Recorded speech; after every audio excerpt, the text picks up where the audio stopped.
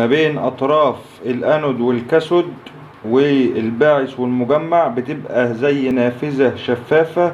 فطبعا لما المرسل اللي هو الأنود والكاثود بيبعت الإشارة، فطبعا بيستقبلها الترانزستور الضوئي ده. دي كده بكل اختصار الفوتوكابلر من الداخل، اسماء الاطراف بتاعه الفوتوكابلر. طب دلوقتي بقى عايزين نعرف ازاي نقدر نفحصه، وهل ينفع نفحصه على البوردة ولا لا؟ هنشوف مع بعض.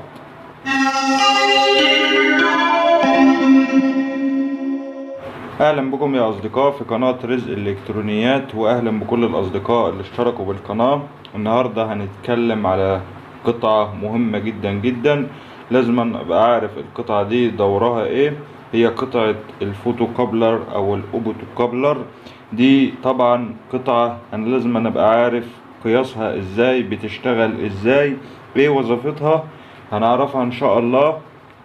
طبعا الفوتوكابلر ده بيبقى موجود في معظم الباور سبلاي وباورات الريسيفر وباورات التلفزيون او شاشات التلفزيون والباور بتاع الشاشات. يعني دي قطعة اساسية وهي الفوتوكابلر.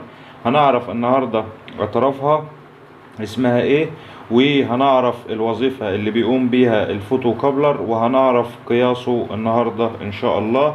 تابعونا للنهاية. طب في البداية كده يا أصدقاء، أنا قبل ما أعرف أطراف الفوتوكابلر عايزين نعرف إيه هو الفوتوكابلر ده. الفوتوكابلر ده وباختصار هو بينقل الإشارة بالضوء من مكان إلى آخر عن طريق مرسل ومستقبل. يعني بيرسل الإشارة بالضوء، بيرسلها بالضوء من مكان إلى آخر عن طريق مرسل ومستقبل. ايه هو المرسل وايه هو المستقبل هنعرفه في الفوتوكابلر.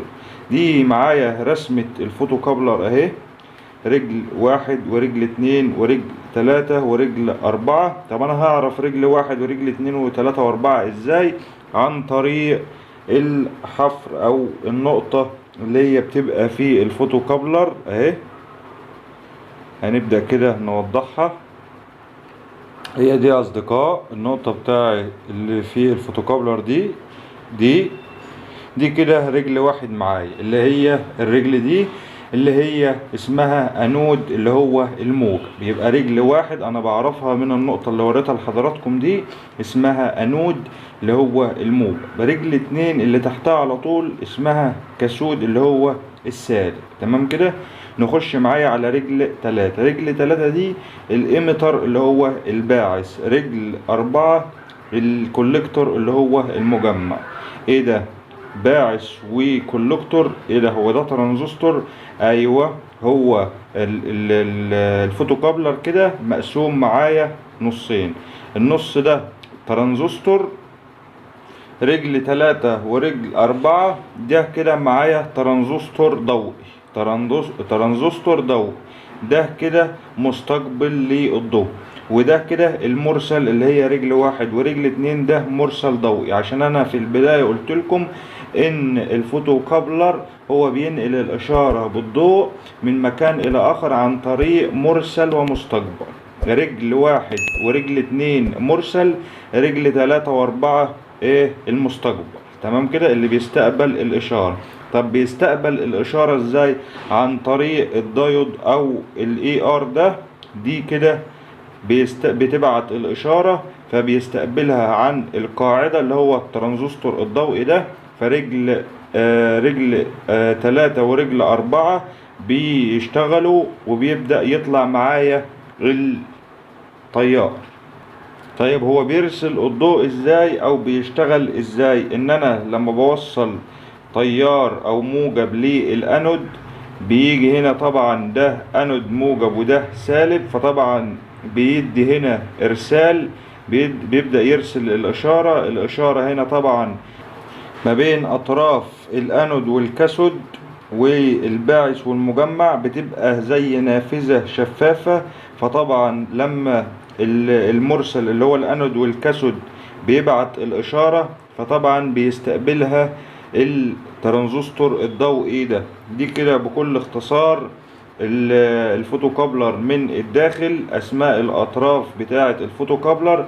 طب دلوقتي بقى عايزين نعرف ازاي نقدر نفحصه، وهل ينفع نفحصه على البوردة ولا لا، هنشوف مع بعض. جبت الافوميتر اهوت يا اصدقاء على وضع قياس الدايود، تمام. وطبعا وصلت 4 اسلاك في الفوتوكابلر اهو زي ما حضراتكم شايفين كده، تمام.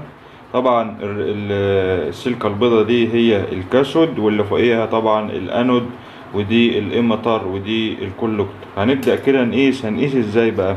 طبعا على وضع قياس الدايود، وهحط الموجب على الانود والسالب على الكاثود، ونشوف كده ادى معايا قراءة الدايود او الليد، تمام يا اصدقاء.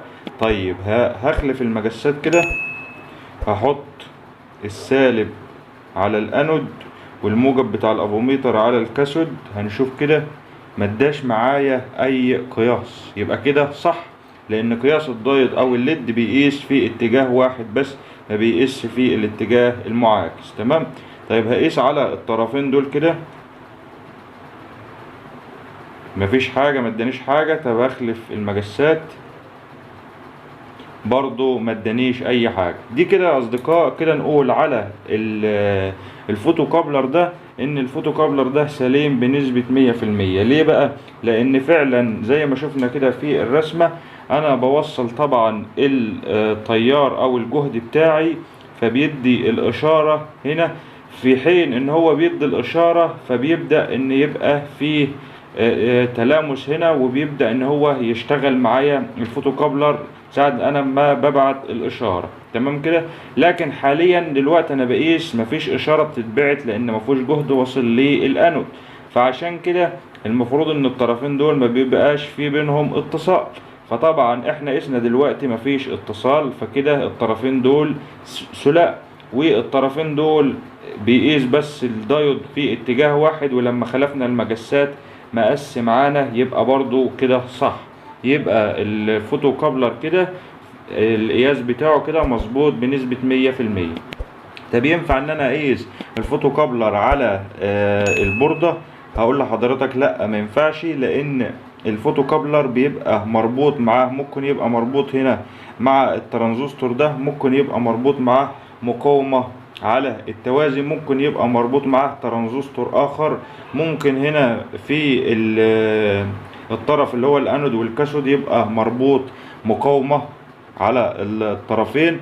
فطبعا لما هتيجي تقيس هو في البوردة هيدي معاك قراءة المقاومة، ولو المقاومة مثلا فيها اي مشكلة ولا حاجة هتبان معاك في الافوميتر. لو الترانزستور اللي هنا اللي هو مربوط مع الفوتوكابلر في مشكلة ولا في شورت، برضو هيظهر معاك الشورت. فحضرتك الاحسن انك تطلع الفوتوكابلر وتقيسه بره للمظبوط يعني. عشان كده الطريقة المظبوطة انك تقيس الفوتوكابلر بره البوردة مش في البوردة. بس كده يا اصدقاء، دي كده معلومة بسيطة حبيت اقدمها لحضراتكم عن الفوتوكابلر. عن طبعا شرحناها من الداخل، عرفنا اسماء الاطراف او اسماء الارجل، عرفنا هو بينقل الاشارة ازاي، وقلنا ان هو بينقل الاشارة بالضوء عن طريق مكان الى اخر، عن طريق مرسل ومستقبل، وعرفنا ان الانود والكاثود هو المرسل، والإيميتر والكولكتور هو المستقبل، وعرفنا طريقة فحصه ازاي وقياسه بالافوميتر. ارجو اكون قدمت معلومة بسيطة. لو استفدت من الفيديو ياريت تدعمني باللايك والاشتراك في القناة وتفعيل الجرس عشان يوصلك كل فيديوهاتنا الحصرية. شكرا لكم واشوفكم في فيديو جديد.